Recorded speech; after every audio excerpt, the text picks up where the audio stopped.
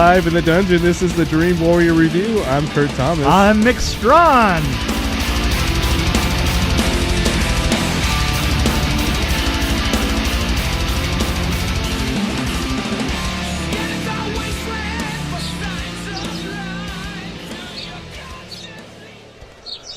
Well, Bird Box. This one had one of my favorite actresses, and she wasn't there very long. Sarah Paulson. I think she's awesome. That one right there. Oh. Right, she died. Yeah. Yeah, everybody dies.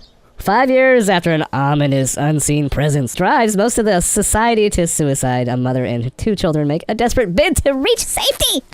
Yes, they do. This does have one of my favorite death scenes that I've seen recently. Really? Yeah. It was pretty desperate, the whole movie, though. Yeah. The woman that sits in the car while she's burning. Yeah. That was pretty good. Yeah. I got to admit, that was disturbing. That was pretty completely effective. and totally disturbing. Well, just the way she got into the car. Right. It was just so casual. It was like, oh, I'm getting into my car and leaving. And just burning away. And why do I always think John Malkovich is it? I see him in any movie. Oh, there's a reason for that. Because John Malkovich is in every movie that he's in. He did a good job with this one. Well, you know what? He's that slightly reformed at the end. Yeah, kind of almost lovable. Like, almost okay, lovable. he's coming around. Yeah, he's coming around, and then he dies. Right. Yeah, exactly. But you know what? You gotta have something. So my wife saw this movie. Be what you are, and she said she really enjoyed it. Did she? She did. She doesn't watch a lot of horror movies, but I can understand that. But she did watch this by herself. I guess that's probably one reason. But she's also a woman that has children, so I think a lot of that aspect played into the part why she. Yeah. Now, do we have to worry about spoilers on this at all? I don't know. It's been out for a while. It's been out for over a year, right? If it's been out for over a year, December 21st, 2018. Yeah. So maybe not that long, but you should.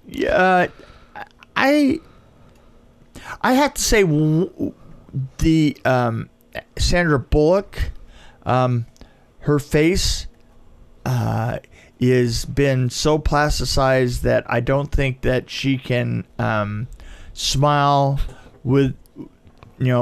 without parting her hair in the back like like the C in the Ten Commandments. Right. She's just absolutely her face is a piece of work. In progress. I've never been a huge Sandra Bullock fan. My brother would probably punch me for saying that. I liked her. I know I've never been her sweet. I like her early personality stuff. and the way she acts. But I liked her sweet early stuff. She's never done anything for me as far as her looks. Is what I'm trying to say. Like, but her sweet early stuff. You love me. You want to kiss me. You think I'm gorgeous? What? I don't think you're gorgeous. You think I'm gorgeous? You want to kiss me. You want to hug me. Look, I think McDonald is more feminine. I'd rather kiss him. You want to love me. You want to hug me. You want to smooch me. You want to...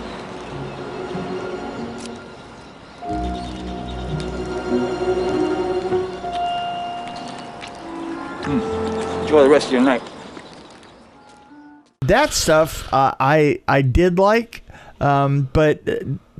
in her last few roles, like in Gravity and this, she's kind of plays a little bit of a hard ass, and I think it's because her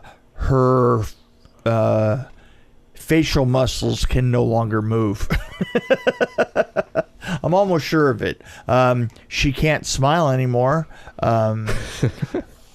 She can't actually frown anymore. I didn't really have a thought. Yeah, but I thought she was kind of emotionless a little bit in some scenes. Well, I think that if she frowns, I think her 2 front top teeth fall out. It's something like that. I mean, wow. it is. She's or you could just say she's had some work done. A lot of work done. So, I think the kids were pretty darn good. Yeah, I thought the kids were good. Age of the kids, and there is a lot of stuff in a boat on this. Mm-hmm. I did not like the stuff in the boat. It was drawn out a lot too, like for a long time. Yeah. It went on too long, and it... I like how you're yawning while you say it. Yeah, because that's exactly how I felt about it. I enjoyed like the first part. I like how it started, and then I like certain scenes here and there, but I felt like it was just, like we've talked about before, it's way too long. Yeah. It could be a lot shorter. And the ending was incredibly stupid. Yeah. And I had a problem with the ending. It was like, I would have rather had a really like dark ending, like everything just kind of goes horribly wrong, or something, or rather than maybe that. I'm giving it away. Am I giving it away too much? I mean, it's like.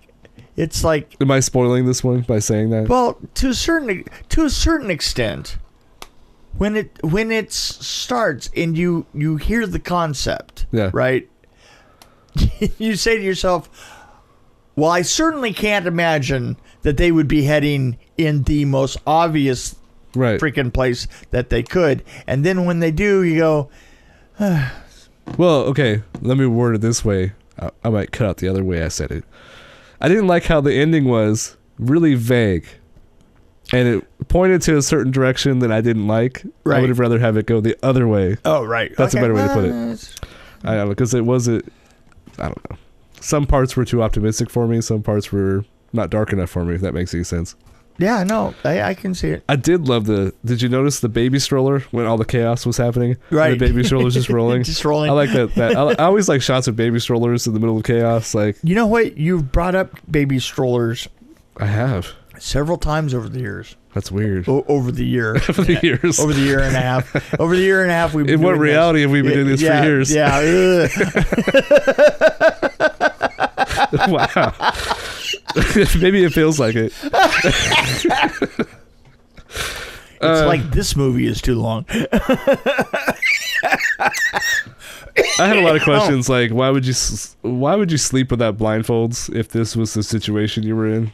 Oh yeah, no, I would have them on all the time, or I would intentionally blind myself. I mean, basically, that's probably what I would do. Then you don't have to worry about it. Yeah, exactly. but so just a dumb question here. So where were the blind people? Right. Yeah. You know, why wasn't there a blind person that was coming up to the door going, "Hey, can I sell you some Thin Mints?"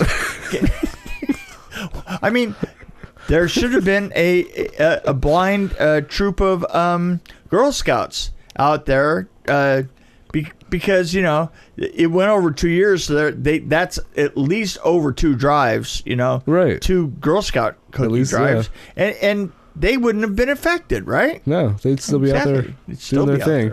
Right, things would be better. I mean, there won't be as many people driving and things. And I don't know if I should talk about plot holes or confusing things. Like, some people seem to be immune, kind of, but not really. And then maybe they were, but they were affected by it in a different way. Right. I don't even know what I'm talking about. Yeah. You know what I mean? There are people that were kind of... No, right. And like the guy that put the bird in the freezer. Right. He was kind of almost immune, but then he turned in... I don't know. I was confused by that. I know. I wish I could make it better for you. And it was more straightforward when the boyfriend went outside and was taking care of something. Right. It made sense, the people he ran into. Right. That they were a certain way. They were certain, yeah. Exactly. I would kind of wish it was cut like black and white, kind of like these people are like this and these people are over here with their blindfolds on. That's what I was thinking.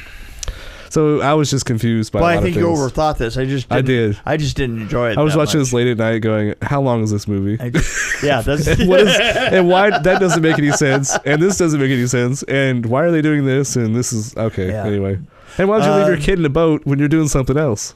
I don't know. I had a problem with her, too.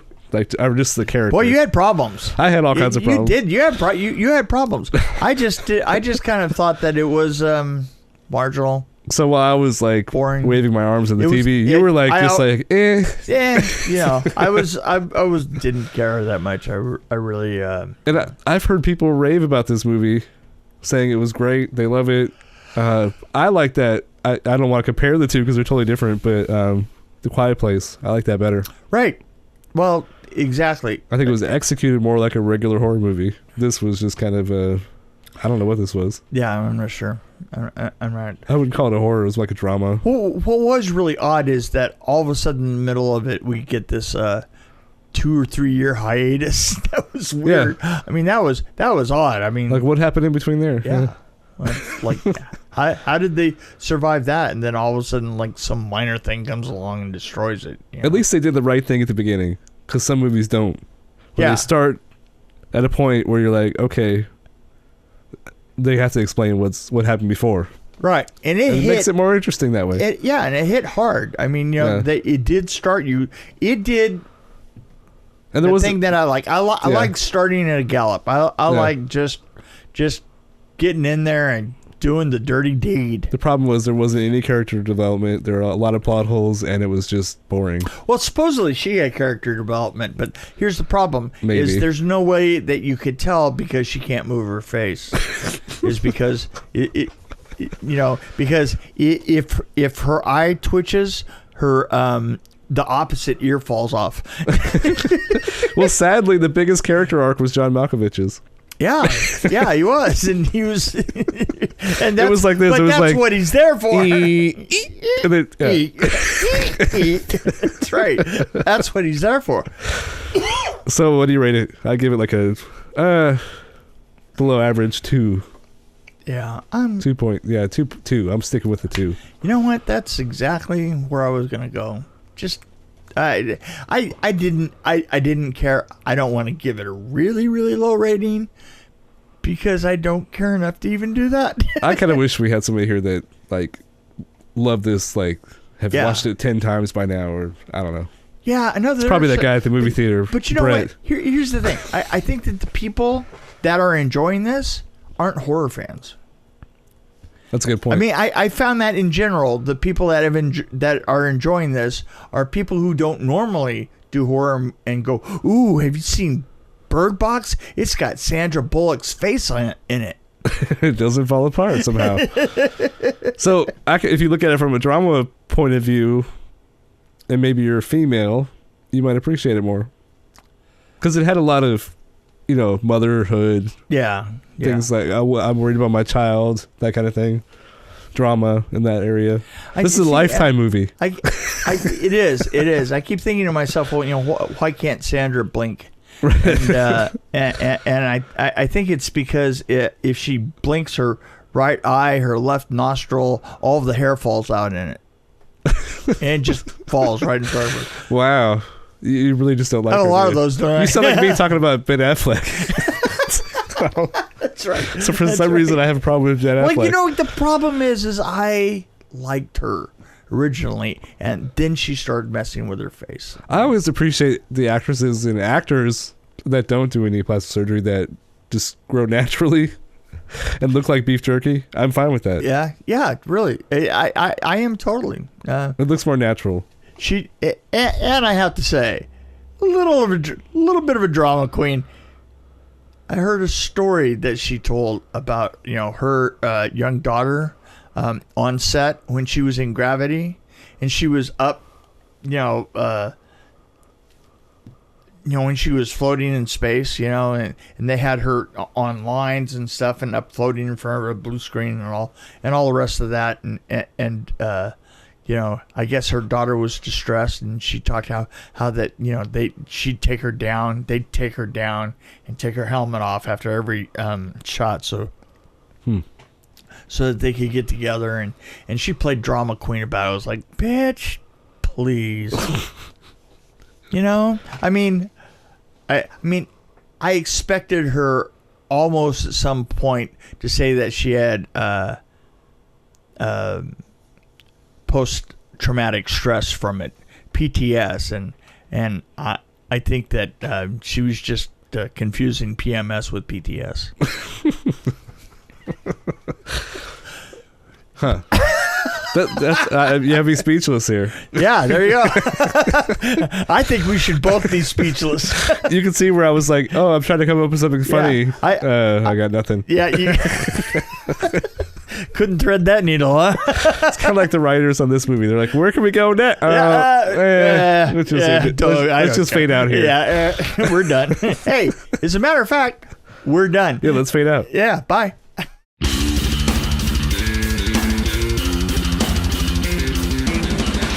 Thanks for joining us on the Dream Warrior Review podcast.